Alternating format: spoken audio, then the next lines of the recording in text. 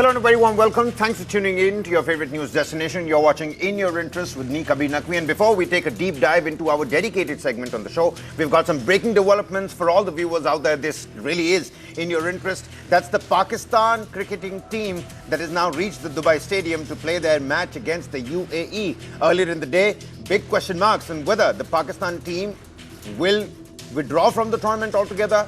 Will they boycott their match against the UAE? Their demand of the match referee, Andy Pycroft, to be removed from the entire match and tournament was shot down by the International Cricket Council. What's more is that Mohsin Naqvi, who's the Interior Minister of Pakistan, also heads the PCB, which is the Pakistan Cricketing Board, and also is the chair of the Asian Cricket Council, which is hosting this tournament at this point in time. Now, the first letter was already shot down. The second letter, it seems, has also been shot down, because it has come to no avail. The match is continuing to go on. It has been delayed by 1 hour. Live visuals, as you can see, the Pakistan cricketing team that have made their way to the Dubai Stadium. Earlier, they were in their hotel rooms, not budging, not leaving. The PCB was holding its own press conference after Ramiz Raja and Nijam Seth met with Mohsin Naqvi earlier before conducting their press conference. And now Mohsin Naqvi later telling the entire world that the Pakistan team has been literally asked to go and play the match. That's what's actually happened. You take the tournament at ransom, you hold it at ransom, and then another red-faced moment for the Pakistan Cricketing Board, for the Pakistan cricketing team, and for Mohsin Naqvi, who's trying to get his political ambitions via a sporting institution, via a multilateral forum like the Asian Cricket Council. After Operation Sindoor, which continues to go on, India's no-handshake gesture, and all the punditry that happened vis-a-vis Surya Kumar being called all sorts of names, and the pundits taking on each other. The Prime Minister's name was surfaced in one of those Pakistan post-cricketing shows, and a massive drubbing at the hands of Surya Kumar-led men just on Sunday. Well, it certainly has miffed the Pakistan side. They're not happy with themselves, and hence the tantrum. ICC categorically telling the Pakistan cricket team, if you withdraw from this match, you will have to bear the cost for the sponsors, which amounts to the tune of $12 to $16 million, somewhere in the middle of that. And we've been speaking to cricketing experts who've said that kind of money is meant for sustenance. That kind of money means a life cyclical term for Pakistan Cricketing Board, and which is why we see all of them now descending the bus at the Dubai Stadium. These are live visuals. Minutes from now, the match will go on. So not at all has anything gone Pakistan's way. And if UAE end up winning this match, because earlier they were going to get a walkover, which is not going to happen now. This is the do or die match. The loser gets eliminated. What's going to happen for Pakistan? Well, we'll have to wait and find out. But needless to say, even if they score 300 runs today in this T20, it's not going to augur well for them. And if UAE wins, that's going to be the biggest headline tomorrow. The big breaking development.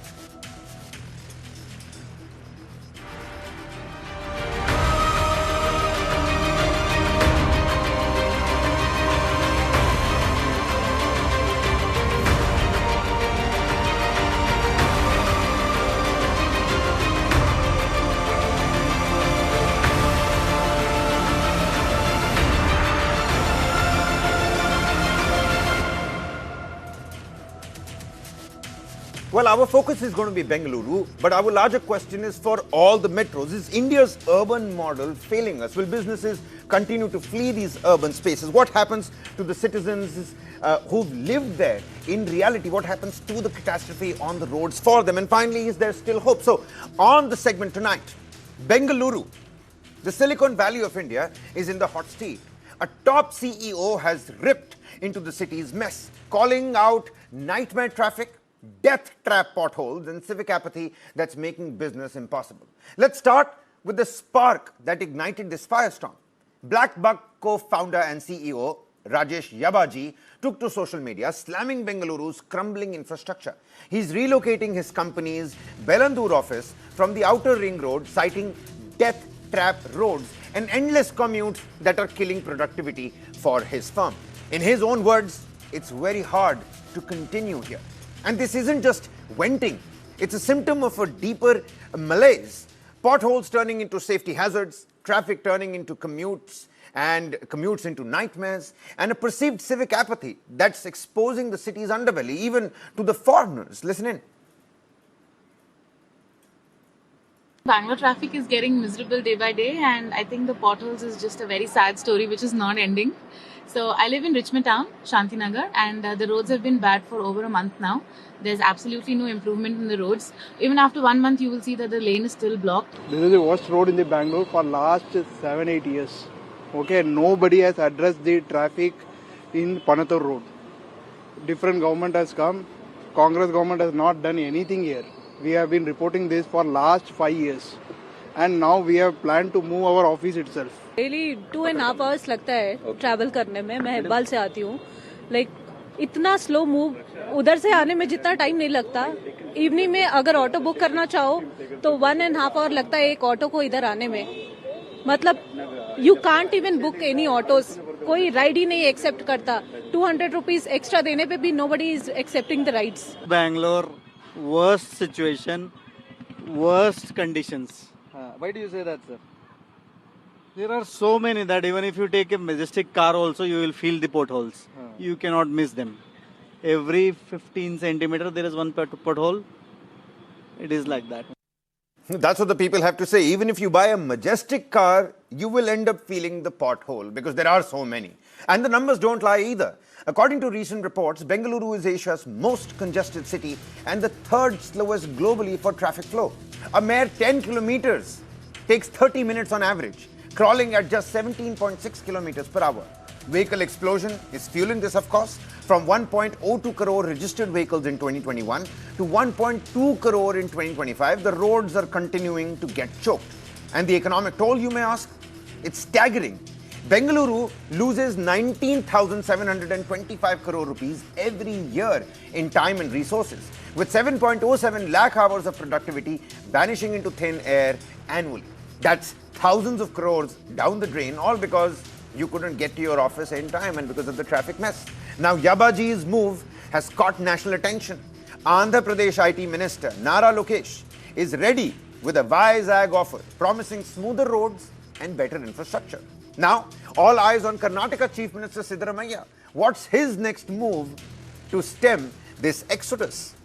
And at this point in time, that's the big question that we're trying to decode. My colleague Mohammad Wajiullah, he's been speaking to a lot of people on the ground over there. He's been getting us a proper, a thorough reportage of what really it means to travel on the roads of Bengaluru. Listen in. Potholes like this have become one of the biggest reasons for Bengaluru's downfall. Bengaluru, which was once known as the IT-BT capital, a place where all IT-BT companies want to come. Today, Bengaluru has become that same city where IT-BT companies are leaving. Today, BlackBuck, a company had tweeted, the CEO had tweeted saying that he wants to leave Bengaluru because he's fed up with the infrastructure of Bengaluru, the bad roads, and the amount of time which takes for people to travel from one place to another. And we are right now at one such place called Mission Road in Bengaluru. 500 meters from here is the BBMP or the GBA office, the Greater Bengaluru office. And 500 meters from there is the condition of this road. Look at that particular stretch over there, how difficult it is for vehicles to move about, and they have to slow down because of these potholes. When the vehicles slow down, it automatically accumulates the traffic that goes behind it. And that is why every stretch in Bengaluru is fed up. In the last 1 week alone, we have seen a foreigner who made a video about the dilapidated conditions of footpath and the road, and after which we saw the BBMP taking action. Then you saw an entire bus, school bus, being turned over because of a pothole where 20 kids' life were in danger. Then you had kids writing letters to the Prime Minister and to the Chief Minister with regards to potholes on the road. Then now you have an IT-BT company leaving Bengaluru. Where is Bengaluru heading when it comes to road is something that baffles everyone. But Bengaluru is not alone in this plight. India's other metro cities grapple with their own share of civic neglect and infrastructure failure. Delhi faces chronic waterlogging and dilapidated bridges. Mumbai battles garbage mountains and flooding. Chennai suffers water scarcity and poor drainage systems. Hyderabad endures traffic gridlocks and lake encroachments, whilst Kolkata is crippled by old infrastructure and waste mismanagement. And the big question, we've got an informed panelist for you today. the big questions that we're trying to decode. Can India's metro sustain growth when civic infrastructure is collapsing and at this rate? Can tech, policy and public pressure turn the tide for Bengaluru and beyond? With me on the broadcast, Sudhir Krishna, former Secretary, Urban Development, Government of India and Chairman, Smart Cities Technical Committee, BIS. Always a pleasure to have you with us on the show. Dilip Chenoy, Chairman, Bharat Web3 Association and former Secretary General, FICCI, also with us on the broadcast. Many thanks, Mr. Chenoy, for taking out the time. Ramnath Kampamala, IT professional. He's going to be painting us the real picture of what really is to be an IT professional in Bengaluru. We're going to come to you first. And Sandeep Anirudhan, civic activist, Bengaluru, joins us on the broadcast here. Mr. Ramnath, let me come to you. As someone who lives and works in Bengaluru, in these visuals that we're showing to our viewers right now, the ecosystem, what's your daily reality? Can you break that down for our viewers? How far is your office? How much time does it take you to get to office? How much time do you lose just when you're talking about commute? Yes. I would like to say good evening to everyone before going to the main point. So we have seen the people, we have seen many bites now, the people, how they are reacted over the traffic incident. To be honestly, we cannot say simply blame the present Congress government. It is a collective failure of many governments now. So we have seen earlier the whole Bangalore administration is being ruled by the BBMP. That's okay, Mr. Ramnath. We'll come to who's accountable for it. We'll come to that.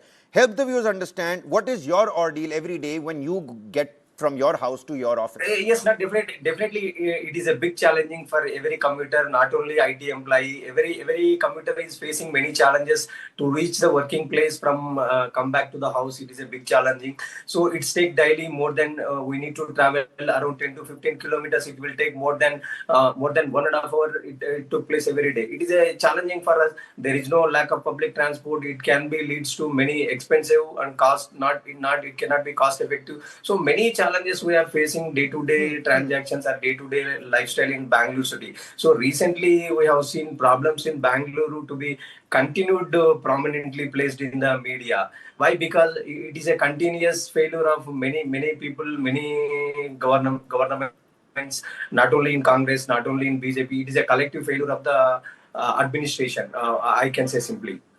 Okay.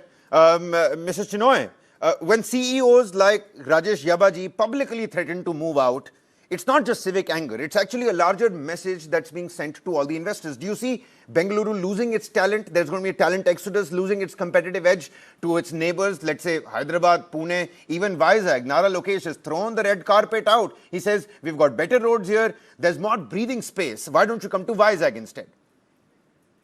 So I think there are two issues here. I think the first issue is that you have pockets of the city and where it is very difficult to commute. You talked about 30 minutes for 10 kilometers.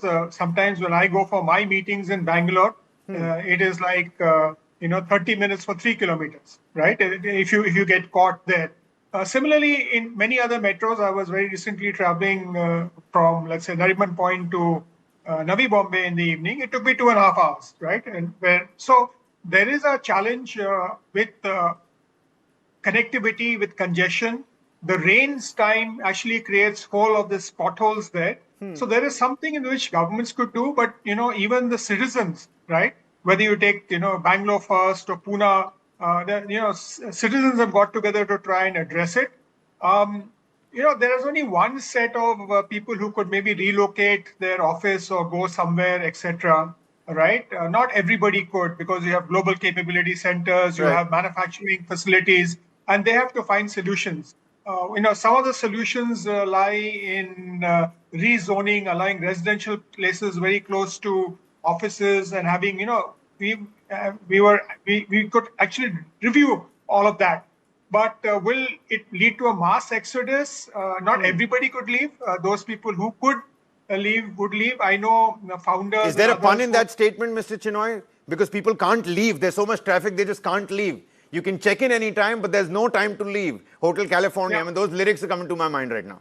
Yeah. But if I look at, a lot of the founders have shifted their residences as close to their, offices to reduce commute time. But not all employees can do that because housing is important and all. And I think it's a very, earlier this morning, I was in an international conference where, a CEO from Gurgaon in the auto industry said that we have to do something to our urban spaces, and here, if we want to remain competitive, we can't have rains and, incidentally, he talked about roads with potholes disrupting, the whole activity, because internationally no one will actually, agree to that. So I think it's an urgent need. We need to look at it.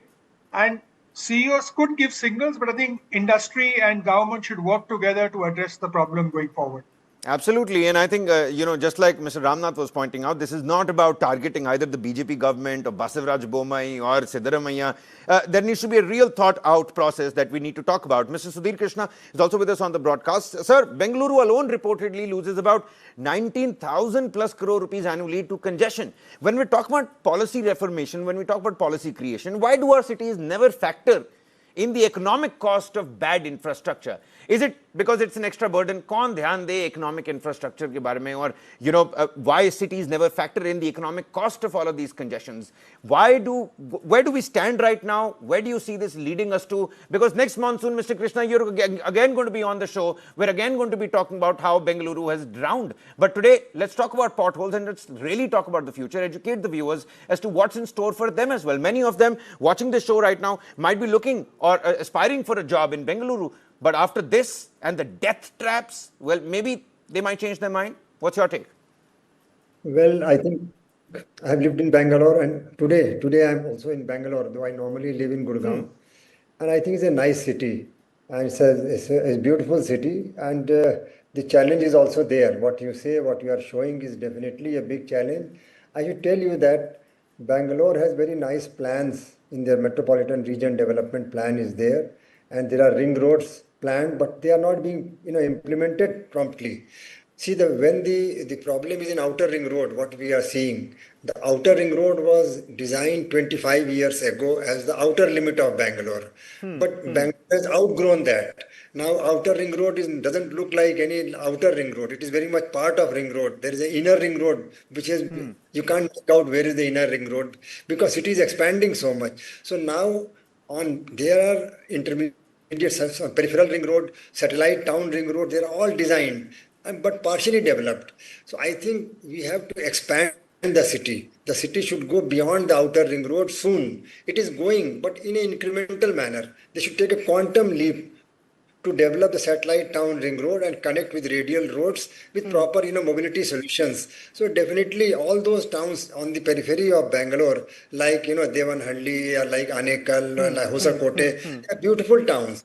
And they have potential of being getting developed as mini Bangalore, and they will take the load and the tension off Bangalore and develop it as a beautiful township, or live, work and play kind of township is possible. The designs are there. It is for the like private sector is also Actually going to do that.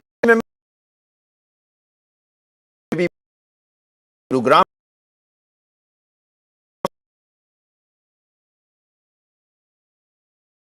stop come from to urban.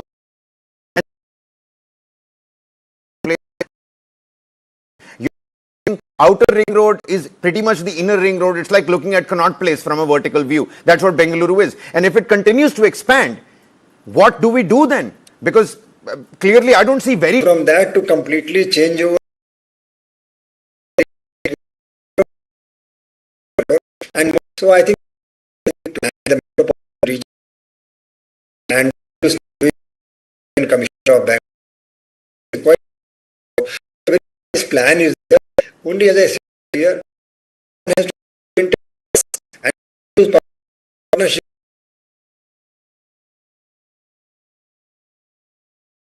has to grow.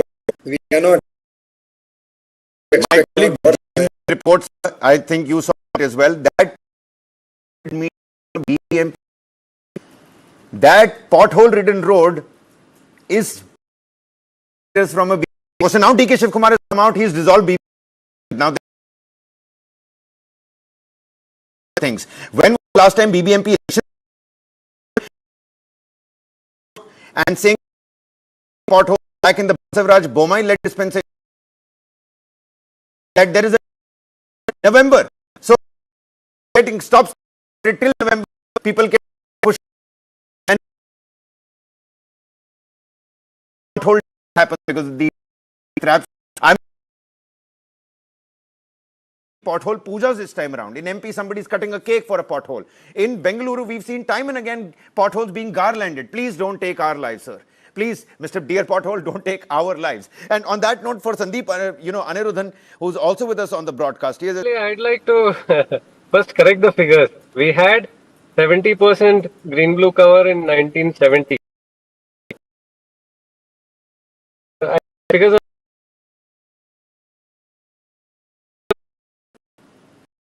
that's planning and will do metropolitan plan. I mean,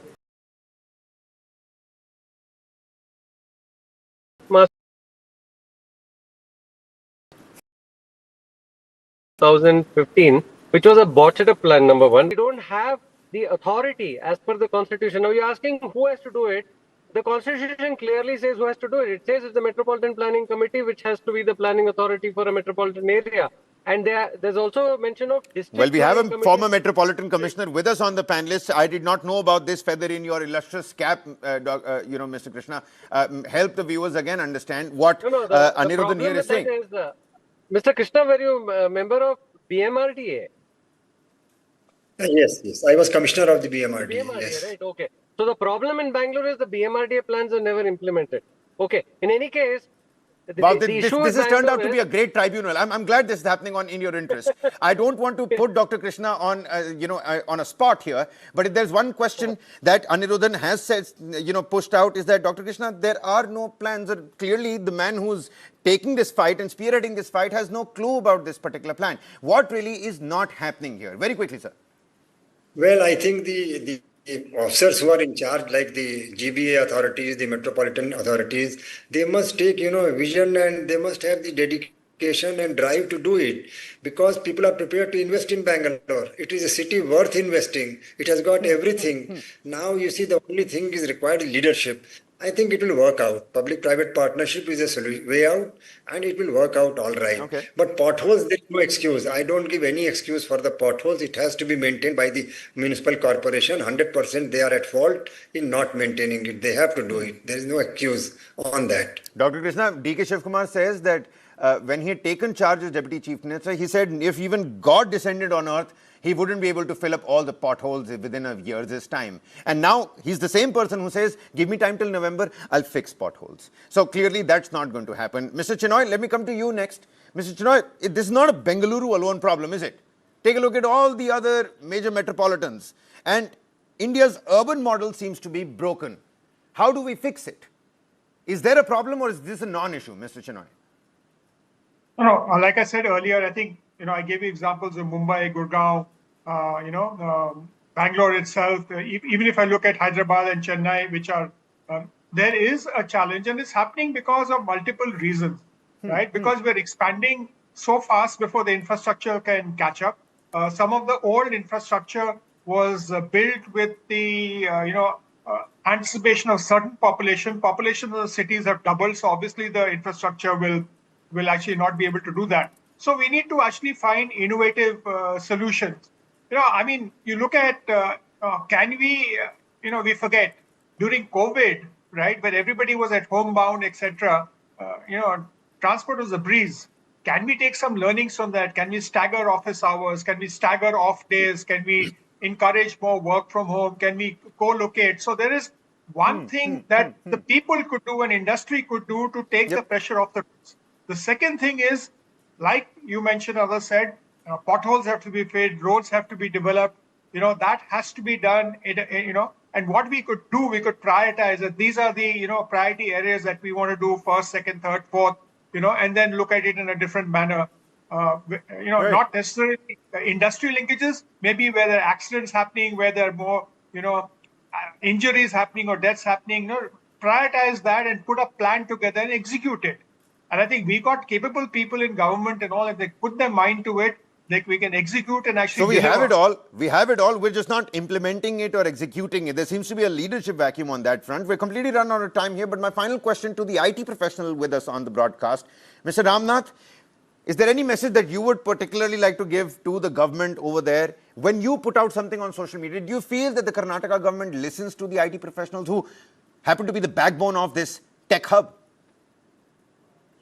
Yes, yes. The Bangalore city has one of the prominent place in IT development and IT growth. We have been continuously recognized many awards for across the global also.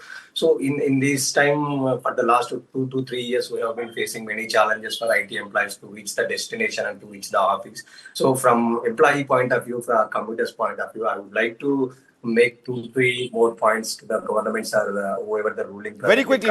I've completely run out of time here, Ramnath. Yes, to make the pointers where the bottlenecks are there, where the target points are there, we need to fast track and the food kind of initiatives will be taken. New kind of technology innovated into the speed of the work and work in progress, whatever the metro project or whatever flyovers or whatever kind of infrastructure initiatives will be done in Barfoot kind of initiative. That can be only the solution as far as my concern. Okay. All right, that's a good solution. I hope that people who are watching this, they do pay heed to all these recommendations that are coming out, because Bengaluru may be in the spotlight tonight, but the story we've unpacked is far bigger. It's about India's cities at large, our engines of growth, our magnets for talent, and yet often our weakest link when it comes to basic livability. On that note, many thanks, Dr. Krishna, Mr. Chinoy, Mr. Kampamala and Sandeep Anirudhan for joining us here on In Your Interest. We're going to continue to pick up these consumer-centric topics, but that's all the time we have for you in this edition. Many thanks. Lots more coming right on the other side.